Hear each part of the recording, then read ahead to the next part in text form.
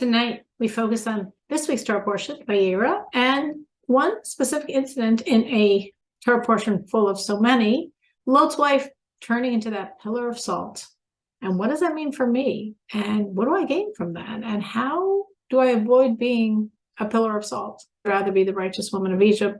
I'd rather be Abraham passing his 10th and final test. How do I make those choices instead of that choice? How do I embrace the future and what God's giving me instead of being stuck in the past, instead of being unwilling to crawl out of my box, instead of saying, no, this wasn't what I planned. This isn't what life's supposed to give me. How do we come in Abraham? How do we not turn into a pillar of salt? Hope you enjoy. Please share with someone who would benefit. And if you can, subscribe. All right, we're official. What we started doing was looking at the Torah portion, looking at the Parsha, and from there, finding something to live with, as we're supposed to live with the times, we're supposed to live with the Torah portion, but we're supposed to look for the Torah portion and see what's applicable. So, this week's Torah portion is Parshas Vayera. And in the portion, yesterday, the angels come to save Lot, Abraham's nephew, to destroy the city of Sodom, as we know. And when his family was escaping, now this is actually today's Torah portion, Wednesday's portion. It's Lot, his wife, and his 2 single daughters. The wife looks back and becomes turned into a pillar of salt. Why? Well, we're told that they weren't so righteous, that they deserved to be saved from this destruction. They barely escaped themselves. It was only in the merit of Abraham. So to look back and see the destruction, no, that they didn't deserve. They were told not to look. They looked, done. But the question is, why pillar of salt? Everything's super precise.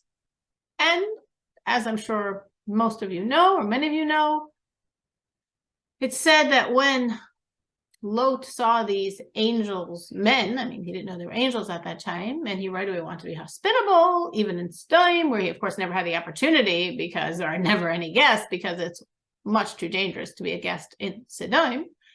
But he was very well trained in the house of Abraham, and he really wanted them to come to him despite the danger. And when he urged them and sort of, so to speak, reluctantly, they agreed.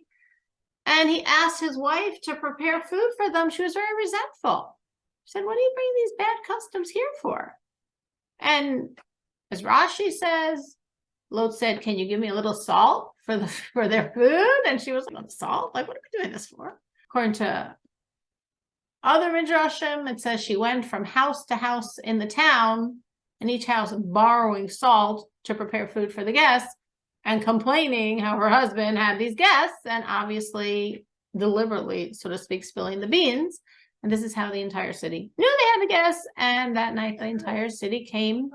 Either literally the entire city came, or no one protested. So it was as if everyone was there to surround the house, to abuse and violate these guests because of her. So since she was using salt as an excuse to spread the word, to spread the news, she turned into a pillar of salt. So I assume this you know. There are a lot of lessons we can take from here. A lot of different lessons I think are applicable when we're trying to live with the times, live with the Torah portion, make this relevant, make this alive, make this something meaningful to us. I think we see from here the concept of being generous versus stingy. I think that's a pretty obvious takeaway from this. Being open to things you wouldn't have wanted but came your way versus being resentful. Accepting your husband and children's direction or resisting. Open to what life gives you, even though it's not your script, or doing, but very begrudgingly, very resentfully. So I think there's a lot of things, everything I just said, you can take, everything I just said, definitely we can derive from this incident in the Torah. The main application I wanted to focus on, she was looking at these men resentfully. She was looking at these men as a burden. Actually, they were her salvation, but they weren't her salvation because she wasn't accepting that of them.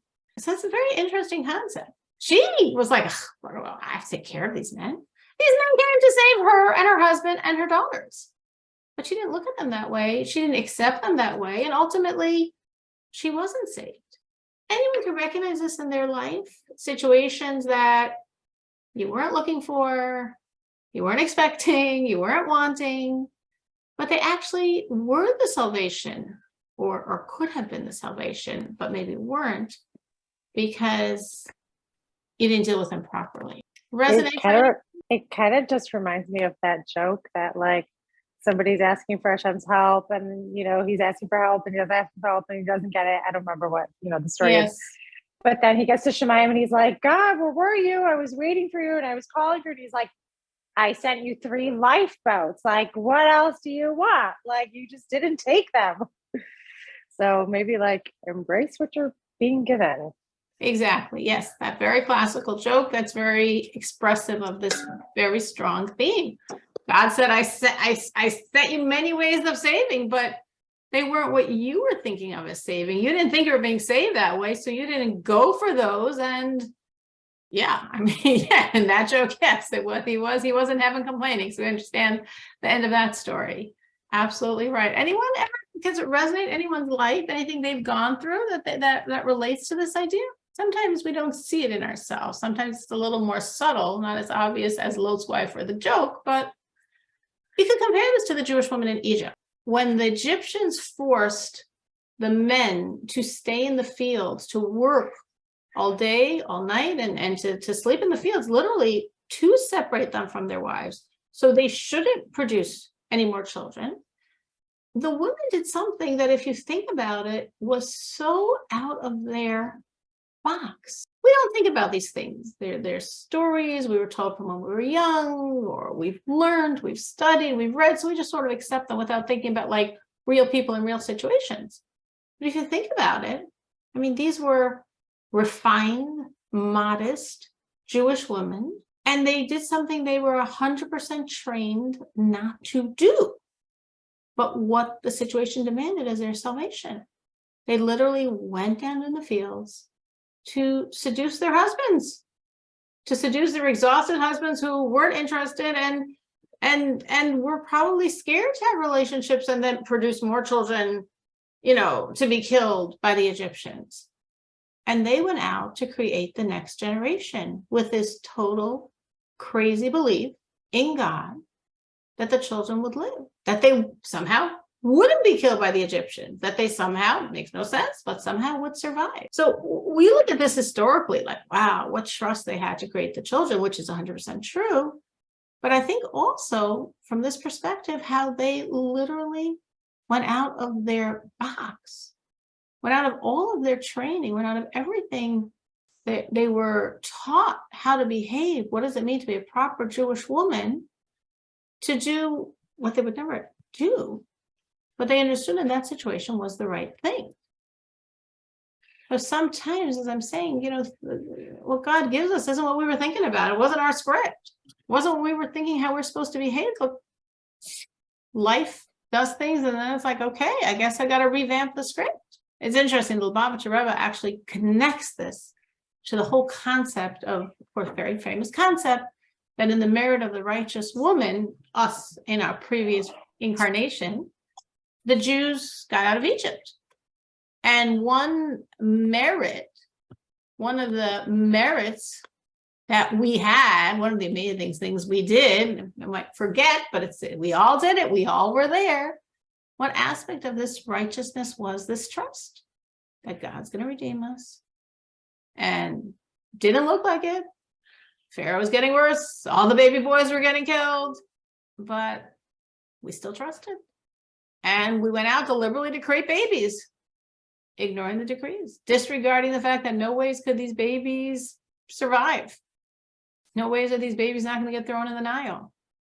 And with that trust and fortitude, not in a way that made no sense, because rationally it made no sense. But we just said, God's the master. No one can defy him. If he wants these babies, they will be. And we created hundreds of thousands of children. The children who were the first ones to recognize God by the splitting of the sea, the children who received the Torah, the children who perpetuated the Jewish people. And this is that concept of, in the merit of the righteous woman, we were redeemed.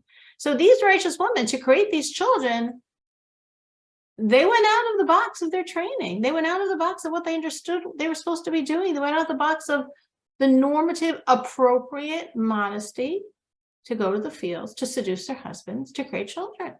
In our lives, things like this happen also. Again, maybe not as dramatically, but they really happen. Anyone been in a situation that they knew the right thing was completely the opposite of their box, and they stretched to get out of their box? You can think of a time they had to stretch to get out of their box. Yeah, I hate covering my hair. Hate it. For me, that's a major stretch. It still is. So what do you think was the impetus to make the stretch? To do what you hate to do? Oh, what happened to my baby with the hair tourniquet?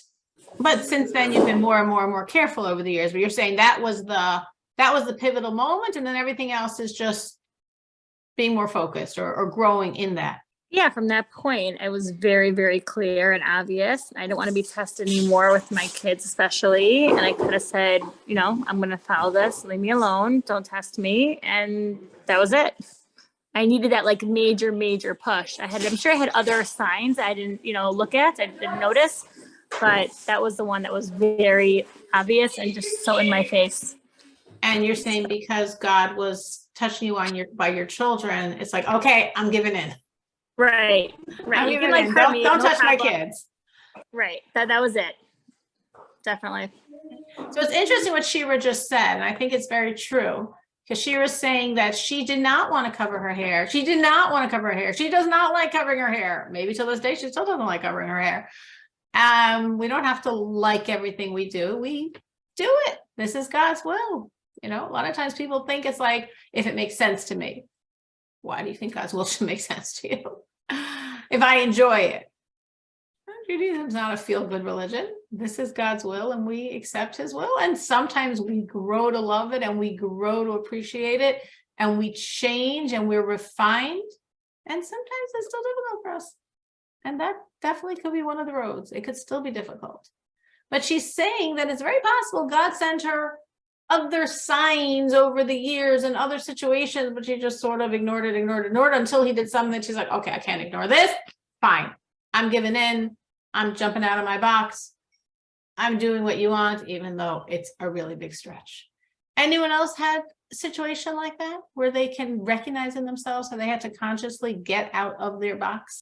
I think over the years we all have. Again, might not be as dramatic as her experience, but I think God gently or a little more firmly nudges us, coaxes us, gets us sometimes to leave the space we want to be in and to go to where we don't want to be, but sometimes is where we are supposed to be and do what we are supposed to do.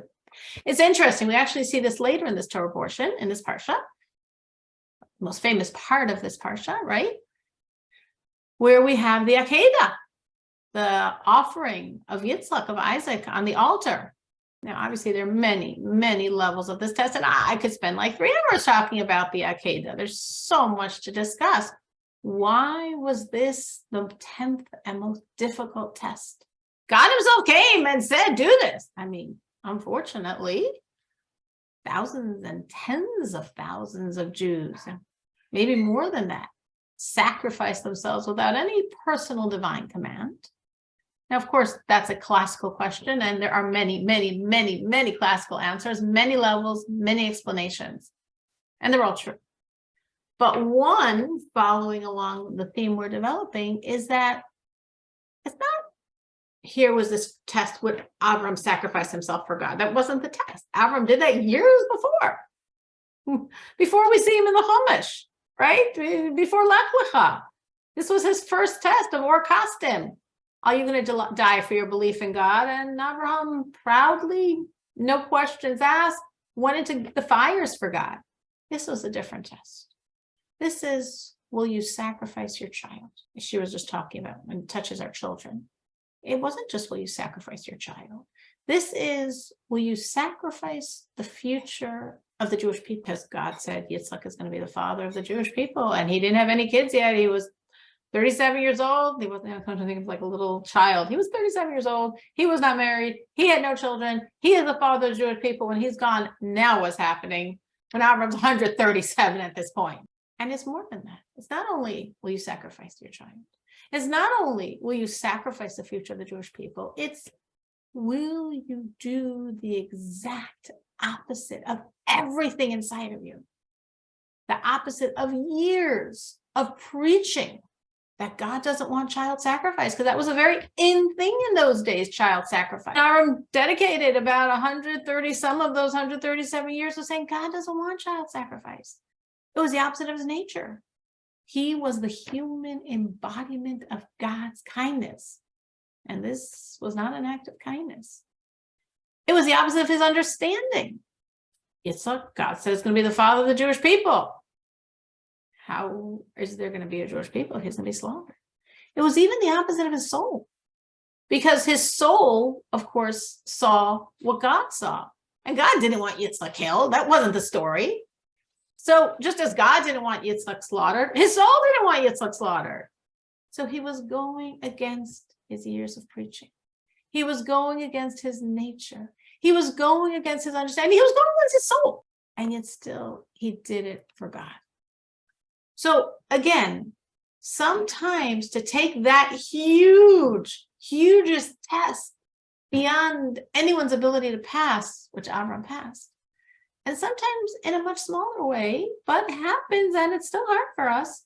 We're in a situation that's the opposite of our nature, for sure the opposite of our understanding, maybe the opposite of what we've told other people is the right thing to do, and yet we know what we have to do and we do it. And it's really hard because it's the opposite of everything, and everything inside of us is sort of screaming no, but we got to do it anyway. And hopefully we do. Hopefully we pass. Someone has had such an experience that they can share, going against maybe what you've thought or what you've taught or what you've preached to others, what you viewed as the right thing, but now in this situation, something else is the right thing. I got married later, and before I did, I was asked in a number of different situations if I would please give a talk, chizuk, if you will, but of course chizuk that no one wants to hear, so it shouldn't really appear as chizuk, to other single girls. And so one of the things that I remember, really talking about was that people think they have to wait to be married to bring the Shekhinah in, because of course, if there's shalom bayis, then the Shekhinah rests between you. But what about the single person? So I talked about, and I brought in different sources, living besimcha and taking part in everyone's simchas, truly besimcha, in a genuine way. And that was my nature. And it truly still is my nature. So we got married, Baruch Hashem, and one of the things that we were told by the doctor that we went to help us on our journey to parenthood, because getting married later, sometimes you need a little help, is to avoid going to simchas, to avoid being in crowds, to avoid being with other people. There's another simcha yet tonight that I'm not at, of the daughter of a friend of mine. I've watched this Kala grow up. I want so much to dance with her. I have such, my heart is just brimming with joy for her, for my friend, and I'm not there. And I'm going 100% against my nature, but because I'm following Das Torah, telling us to follow exactly what our doctor says, which is the opposite. By the ski ball, where was that? That's a pretty strong example. That's a pretty hard example. What Elisa is sharing, that your nature and what you've preached and what you think is right is to do one thing. And in some situations, temporarily, no, that's not right. And everyone else might think whatever they think. That doesn't make a difference. You got to do it differently. I very different example, but I'm thinking for myself now, maybe for me, putting my son in public school was sort of along those lines in a very different way, of course. But I think if anyone had asked me before I had a Down syndrome child, would I put him in public school? Put my child in public school? Of course not. It's a question. Of course not. Of course not. Of course not. All the spiritual effects, and of course not. And I remember even when he was young and he was in early intervention and the therapist would mention, it would be like, of course not, I would never do that. And then when he became 3 and looking at the slim to non-existent options in Chicago, I was like, yeah, this actually was the right thing for him. It's not a rule for anyone else. I'm not preaching this for anyone else, but I have to really get out of my box and think what's the right thing for him. Which I had the same thing hard. come up for 3 of my boys. Same thing. They were in private school, never considered or fathomed the thought. And for years and years and years, I was like, no, we'll make it better. We'll find a way. It'll be fine. Next year, this year, we'll make it better. And then finally you get to a point where, as I think Shira said earlier, like it hits your children, and like they were so unhappy that I was like, okay, like maybe we need to think differently. This is not right. Right. And again, it's not what we scripted. It's not what we're thinking is right. And we're not making any rules here for anyone. It's a very, very, very case specific situation. That's just sometimes how the situations that God creates for us are not what we envisioned, not what we understood, and stretch us in ways to places that we didn't think we would go, and maybe wouldn't advise other people to go, but sometimes that's exactly what we have to do. So how do we do it? How do you do it? How can you be this Abraham? You know, how are you? I mean, we were the righteous woman of Egypt. That was us in our previous lifetime, in one of our previous lifetimes. But how do you become an Abraham or that righteous woman of Egypt and not the wife of Lot, who actually I was curious when I was preparing this class. I was like, I keep saying the wife of Lot, the wife of Lot. She has a name, obviously. I wonder if it's written in the sages, and it is. Actually, I don't know if it's a conflict, or if it's 2 names, or if if it's just a typo in one of the versions, but either it's Iris or Idis. And Ayin Yud Daled Yud Saf, Idis, or Iris. It's either a Daled or a Resh. And I was like, wow, that's such an interesting name if it's Idis, because that's the term in Hebrew, in Talmudic language, for the best land. So this I completely made up. So this might not be true at all. But I was thinking, a name reflects an essence. And here her name is like the best land. Maybe like that was her potential, a lot of good, the best land, but wasn't used. From her daughters came 2 nations, as was today's Chumash portion, 2 huge, powerful, and very, very evil nations, Moab and Ammon. Tremendous power, but used for wrong. Now maybe her name's expressing that power, but again, used by her and used by her children and used by her descendants for wrong. So that was parenthetical. So how do we become those righteous women and not this Edith, Iris? There's, of course, many answers to that. But I think a practical road for us is, again, when you're in those situations that were not planning, was not your script, was not what you believed is the right thing, the best thing, the thing you're going to do with your life.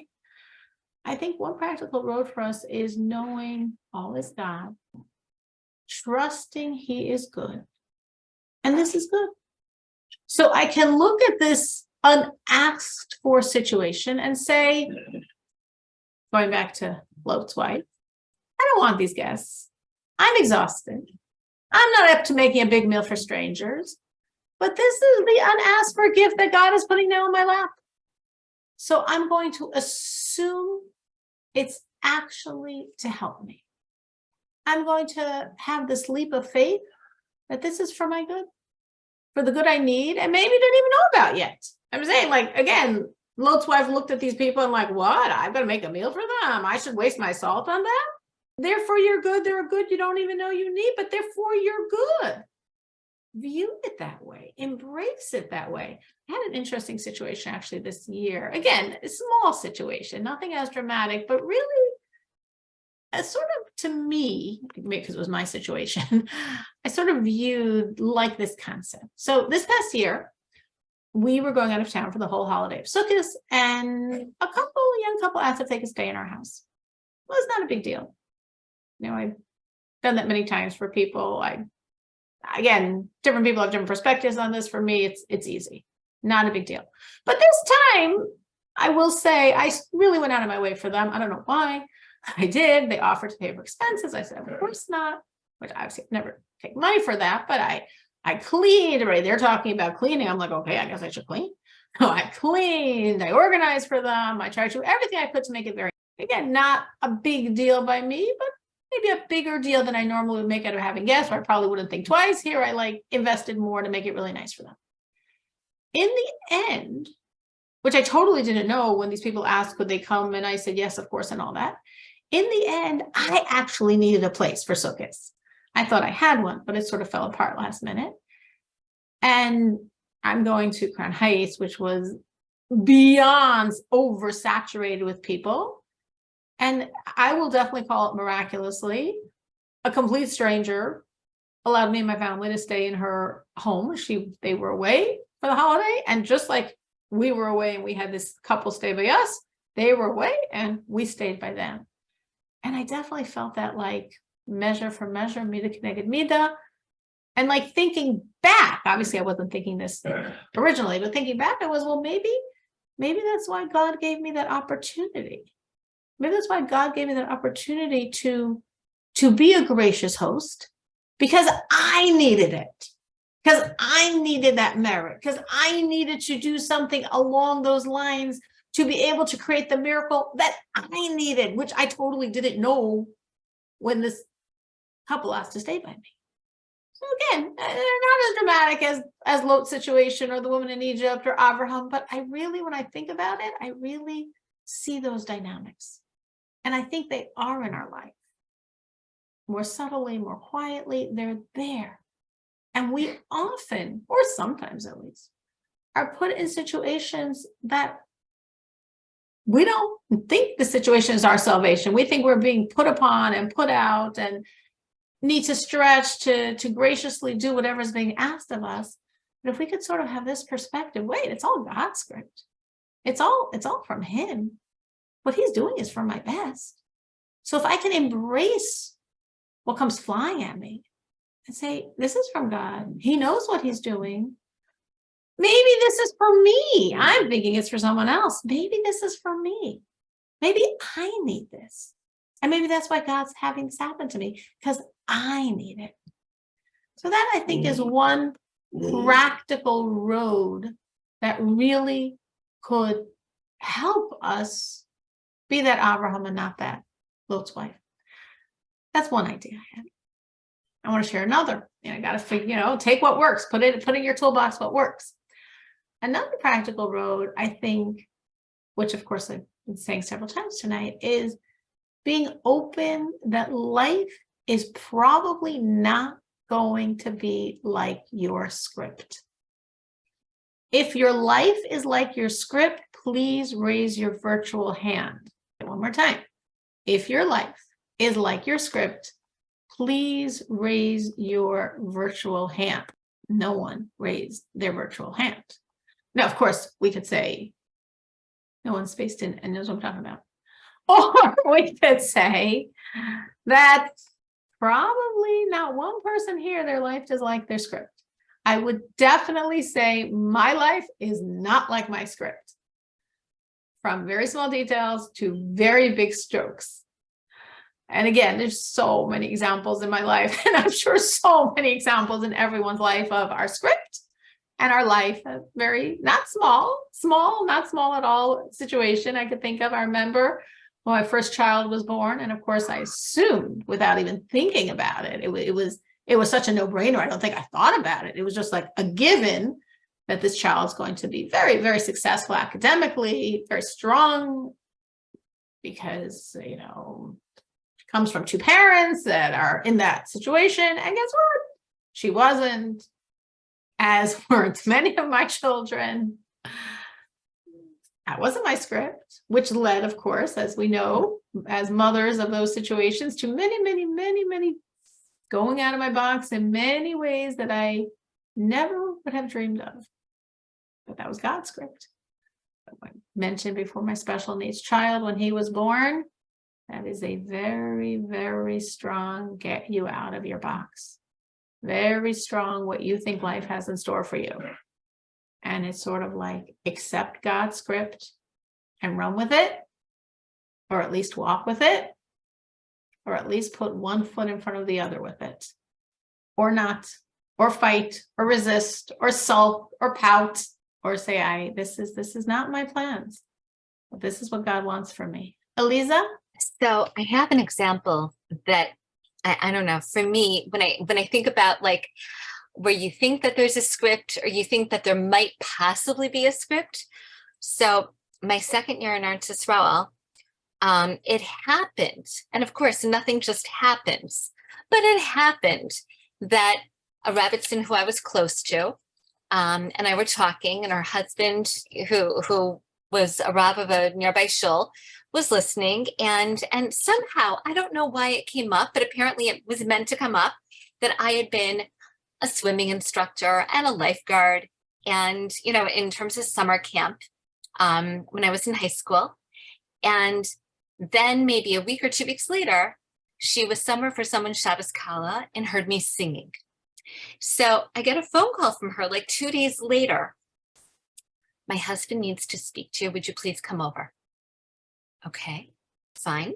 So I came over and he told me about a baby who was born with severe special needs, and they're looking for someone who can do aquatic therapy and who sings.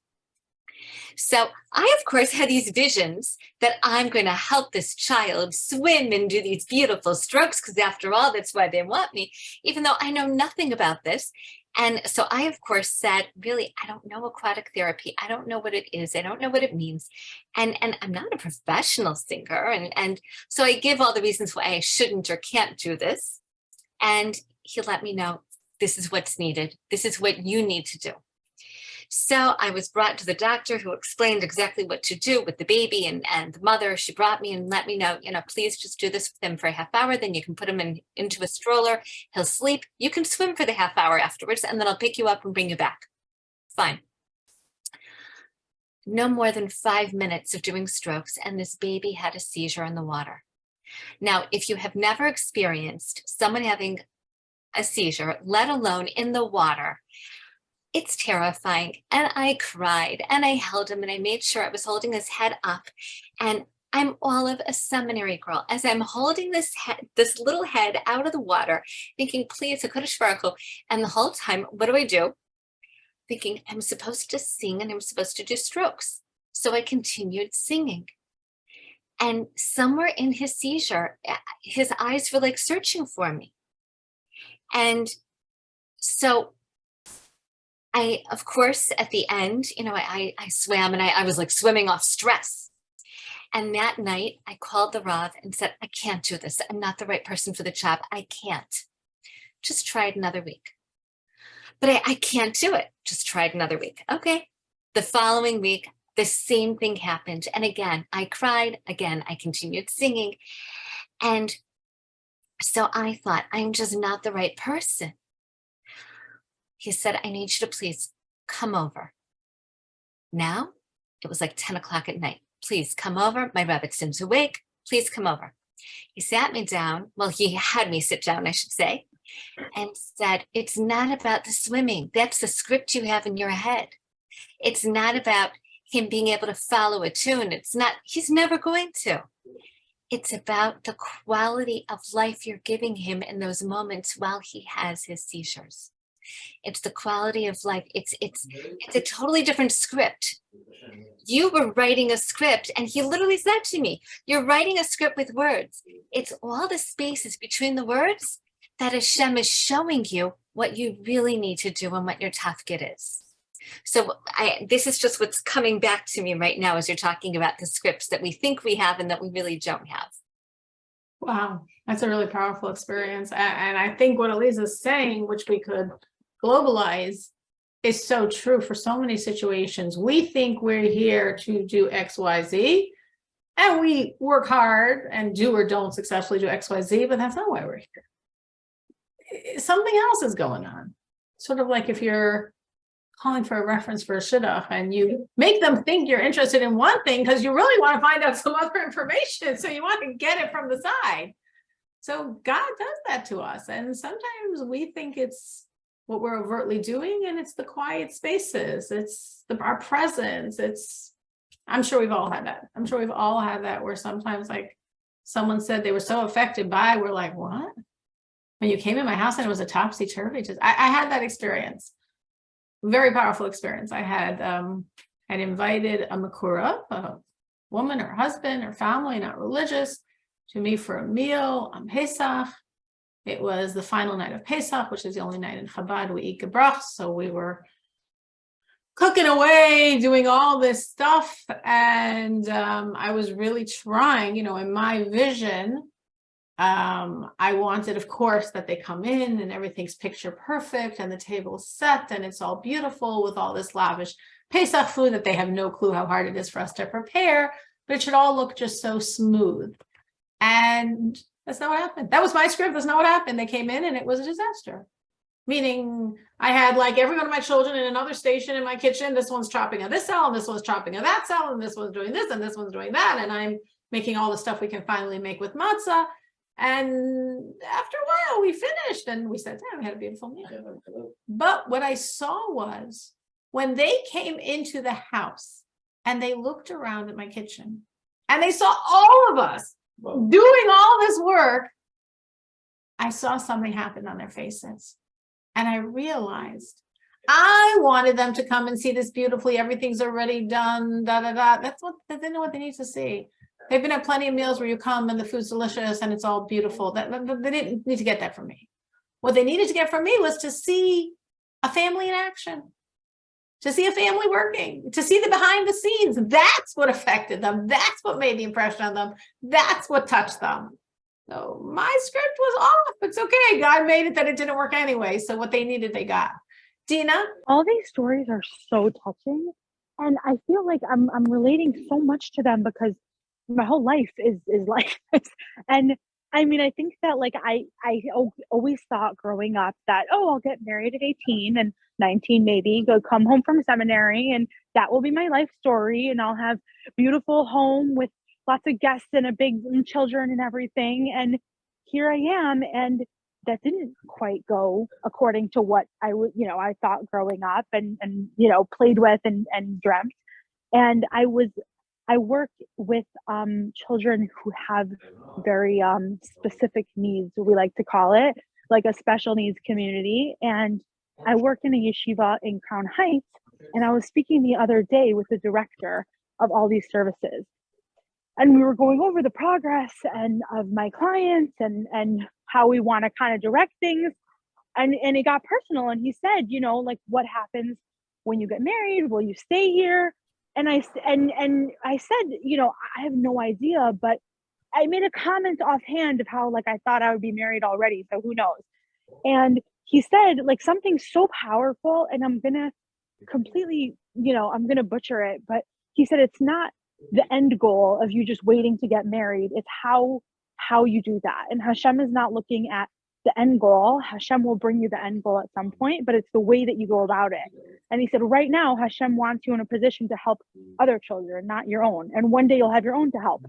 And it really touched me that, like, this is where I'm supposed to be, even though it's completely different. I thought it would be in Chicago with my family and my kids and dealing with that. But instead, like, I'm helping Hashem's other children who need help from me in other ways. And it was really like a strong reminder that, like, my life didn't go according to plan, but this is exactly where Hashem needs me for now. And it's more about what I'm doing day to day than the end goal. Wow. Exactly. Not according to your plan, but very much according to plan. Just Hashem's, not yours. And that, I think what he's saying is so much the idea of, like, process versus product. America, Western world, we're a very product oriented society. And in a more meditative, spiritual road is the process. The product happens in the end. That's God's end, but the process is ours. Very right. Eliza? I love, and I have on my fridge what the Rebbe Aleph Shalom said, which was, wherever I'm going to butcher, like, I'm not saying it verbatim, although I see it every day and just smile when I see it, but exactly where you are is exactly where Hashem needs you to be, because there's something you must do and accomplish from right where you are. Exactly. And if you're in one place and wanting to be somewhere else, you're nowhere. Because you're not where you are and you're not where you want to be.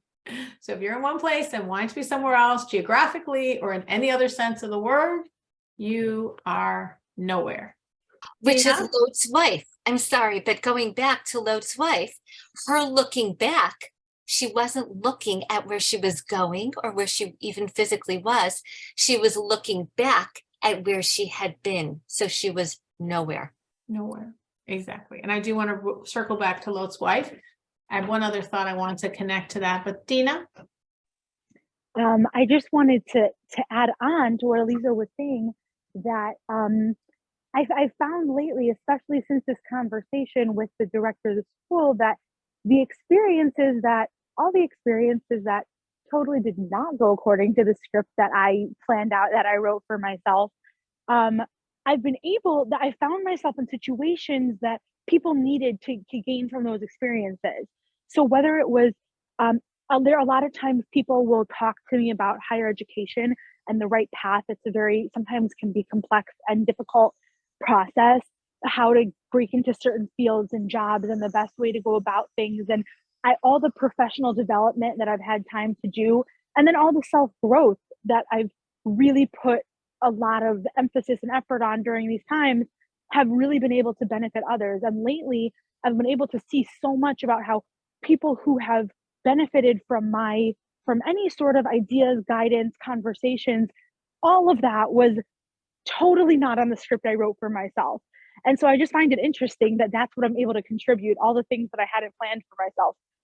And I think that's very often true. I think actually what Dina's saying is probably many of us have had that experience, that those things we were not planning on, those things that were definitely not in our script, and those we very often are those things that we can gift others with, the experiences we didn't mean to have, but we had, and others can and hopefully do benefit from them.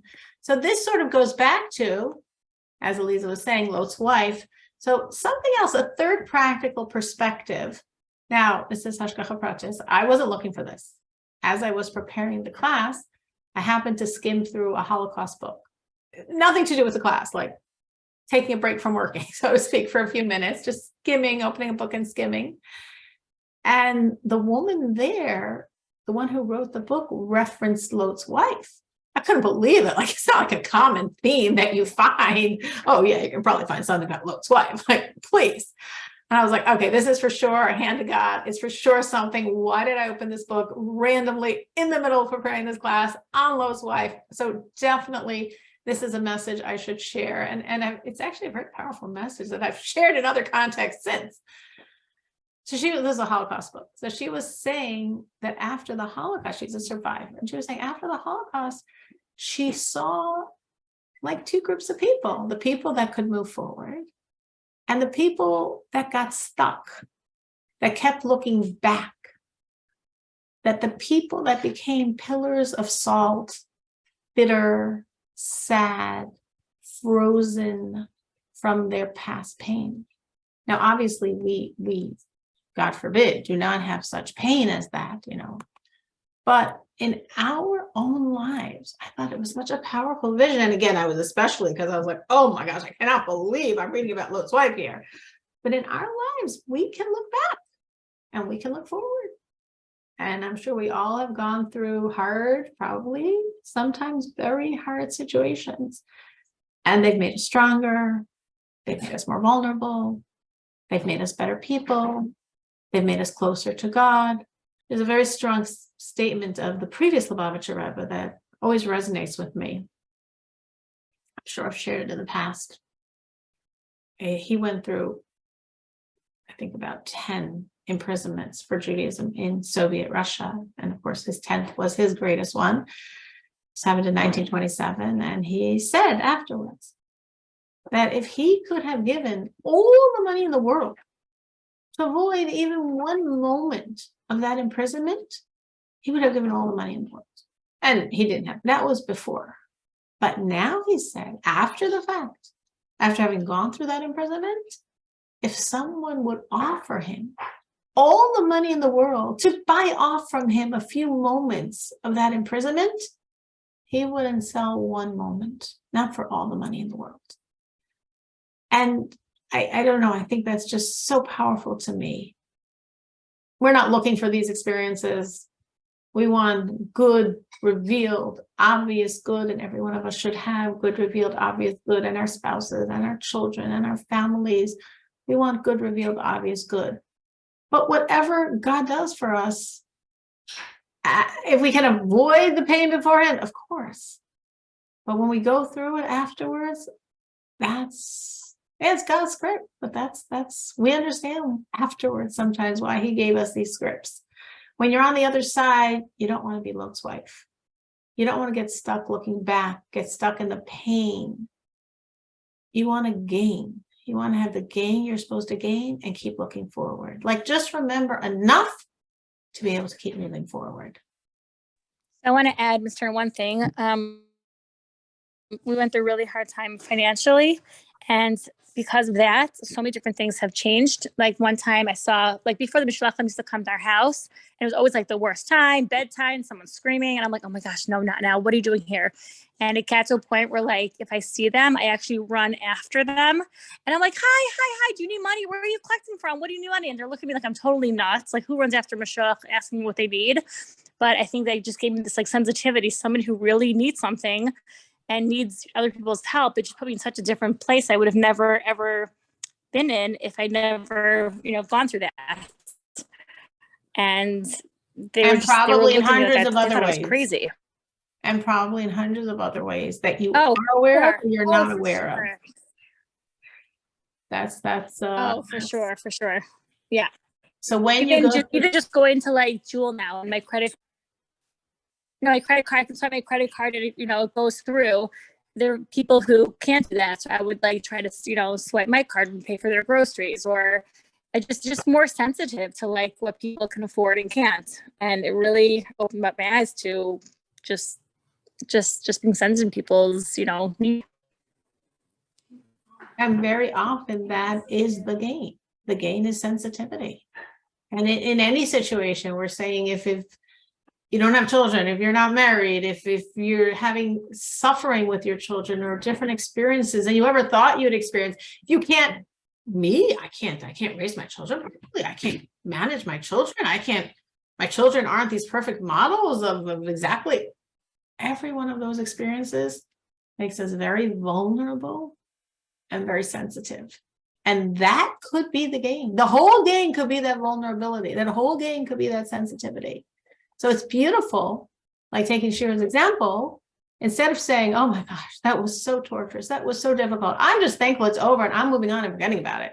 That was a hard space in life. She's like, no, like the previous law of Rebbe, I want to treasure it. I want to recognize that every one of those minutes, I didn't want them. I wasn't looking for them. I would have done anything to avoid them. But once I had them, wow, I'm not giving away any minute. Because those minutes are helping me and my children, my family, for the rest of our lives, be different people, be better people, be more real people. I don't want it, but once I had it, every minute's precious. So we always have that choice. And again, like she was saying, because this was a very big dramatic situation, we have it. I'm sure we all have the big dramatic situations, and we all have it in the small situations. Anyone else has seen this sort of this trap? The Lot's wife or not trap of looking back, of getting stuck in pain or not. Maybe their own situations, seeing that trap and getting stuck or getting out of it or not getting stuck, but aware of that trap of being stuck in the pain of what happened, of the past, or making a conscious effort to move forward. Dina, is your hand raised now, or was it raised before and didn't go down? Yes, I did quickly lower and then I raised it right as you asked the question. But I think that comes up for me a lot in relationships, when maybe we were all different people going through different experiences back a while back. And sometimes I can, like, bring all of that with me and carry it into the present. And that's not healthy for the relationship, and not, like, bringing bracha and positivity into it at all. And it's like kind of like stopping and being like, untangling and saying, okay, well, my response or reaction emotion or their response reaction emotion is not based on present facts. It's bringing a lot of past in, and like, let's try and redo this in the now. And that it comes up a lot in relationships of not bringing my own past and their past and dynamics. So I see that a lot. Wow, you're absolutely right. That past baggage and looking at the present through a not true prism, through fake glasses, glasses of the past, but they're fake. They're not real. That's not what's going on now. It was not this person. Even if it was this person, they changed. Maybe they didn't completely change. They partially changed. We definitely, relationships. I'm sure we all can relate to that idea of consciously. And again, if the past was this morning, it's still the past. If the past was yesterday, it's still the past. And to make progress and to make it healthy and to heal, we always have to say, this is fresh. This is new. Not looking back, looking forward. Anyone else? Aliza? I just want to piggyback on that in terms of what's fresh within the moment. So a child who I was working with today, who was just having a very rough time, and whatever was in front of her wasn't really what mattered. And finally, I said, okay, tell me, let's start from the beginning of your day. Just tell me about your day. Because I'm not getting why there's so much frustration right here in our space. And she looked at me and said, you know why I'm so frustrated? You know why I don't want to be with you right now? Because, and then what did she tell me? So-and-so didn't want to play with her recess time. And I said, you know, that must have been really frustrating and hurtful. Yeah, so why should I be right here with you? And I said, am I so-and-so? No. So how do I make better what happened with so-and-so? You can't. And that's why I'm so mad. And she was adorable. She was delicious. But I think that what she was verbalizing is exactly, you know, what was just being discussed, that it's a matter of separating out, and it may be more blatantly obvious with the little one who doesn't even have the filters to hear how ridiculous she sounds.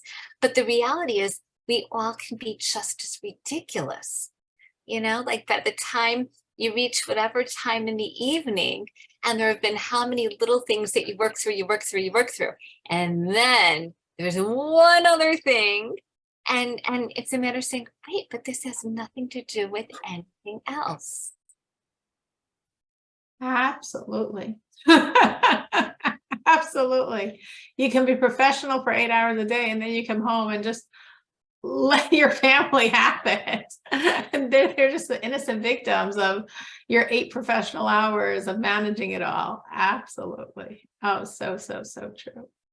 And yes, sometimes we need a child who has no filters to tell us what we're saying. And exactly. Anyway, okay, we are a tiny drop over time. Not really, just a tiny drop. I hope from what we touched on tonight, and again, trying to live with the times, live with the Parsha, live with the Ashes Lot's wife version of the story, Avram and the Acacia version of the story, the righteous woman in Egypt version of the story, to really try to take something from all these various ideas and tips and make it practical, make it real. And when we do so, it's just feeding ourselves. It's also going to be nicer for everyone else around us, but it's really, really just self-care. Self-care, when we can embrace, when we can accept, when we can know this is God's script, and that is actually the right script, the best script for me. It just allows us to relax, allows us to give up the controls, allows us to say, God, this is your world. You are running it. I'm on board with you. And allows it to be a lot more happiness and joy in our lives. Thank you so much for joining. Have a wonderful week. Thank I'm looking you. forward to seeing you next week. Thank you.